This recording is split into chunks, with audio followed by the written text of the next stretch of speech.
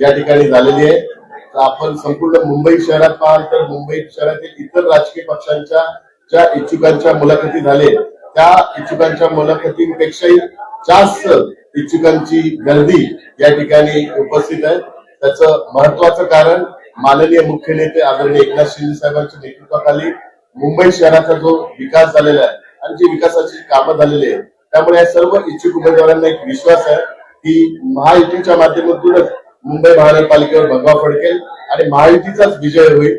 म्हणून आज या ठिकाणी शिवसेनेच्या या इच्छुक उमेदवारांच्या कार्यक्रमाला इच्छुकांची एवढी गर्दी लाभलेली आहे. आज एक विशेष गोष्ट पण दिसून आलेली आहे की काही मनसेचे पदाधिकारी पण काही काँग्रेसचे पण पदाधिकारी आणि काही इतर पक्षांचे पण पदाधिकारी या ठिकाणी इच्छुक म्हणून या शिवसेनेच्या मुलाखतीच्या कार्यक्रमाला उपस्थित आहेत. ही पण एक वेगळी आणि जमेची बाब आहे की माननीय मुख्य नेते एकनाथ शिंदे साहेबांच्या नेतृत्वावर इतर पक्षांचे पदाधिकारी पण आता विश्वास ठेवत आहेत. त्यामुळे आज हे आपण सर्वजण बघाल तर शिवसेनेच्या ह्याच्यात पहिल्यांदाच असा हा क्षण आहे की रेकॉर्ड ब्रेक एवढे इच्छुक उमेदवार या ठिकाणी उपस्थित आहेत.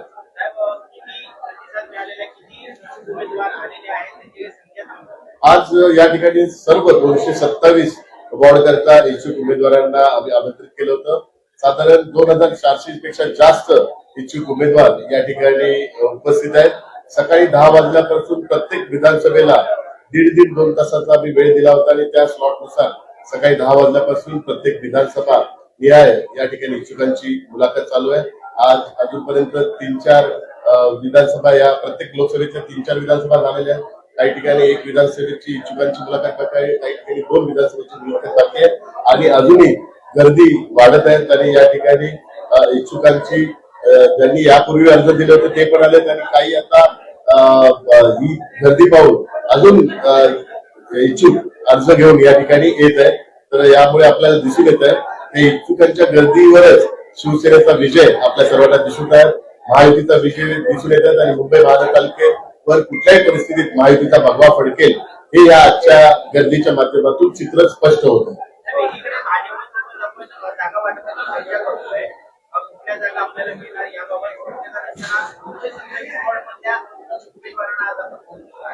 आज महायुतीच्या माध्यमातून गेले 2 दिवस आमच्या महायुतीच्या भारतीय जनता पार्टीच्या वरिष्ठ पदाधिकाऱ्यांबरोबर चर्चा चालू आहे.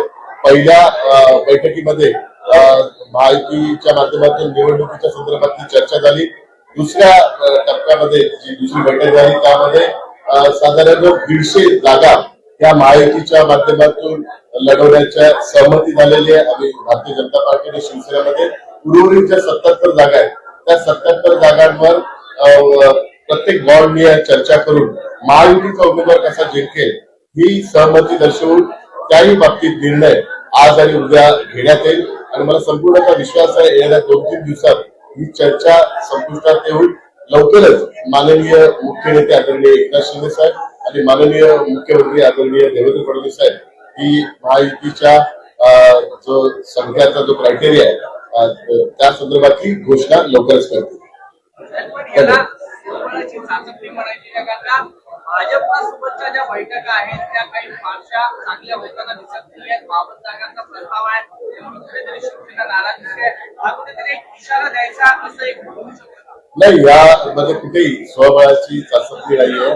प्रत्येक पक्षाला इच्छुक उमेदवारांची मुलाखत घेण्याचा अधिकार आहे आणि यापूर्वी भारतीय जनता पार्टीने पण सर्व वॉर्डच्या इच्छुक उमेदवारांच्या मुलाखती घेतलेल्या आहेत.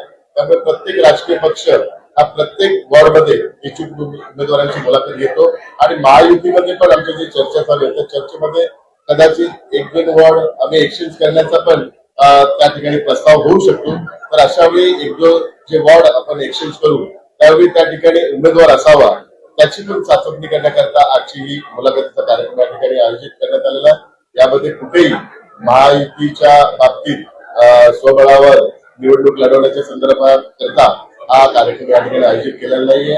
माननीय मुख्य नेते एकनाथ शिंदे साहेब यांच्या सूचनेनुसार मुंबई महानगरपालिकेची निवडणूक ही महायुतीच्या माध्यमातूनच लढवली जाणार आहे हा निर्णय यापूर्वी झालेला आहे आणि लवकरच ज्या जागा वाटपांचा निर्णय तो पण 1-2 दिवसात घोषित होईल. धन्यवाद.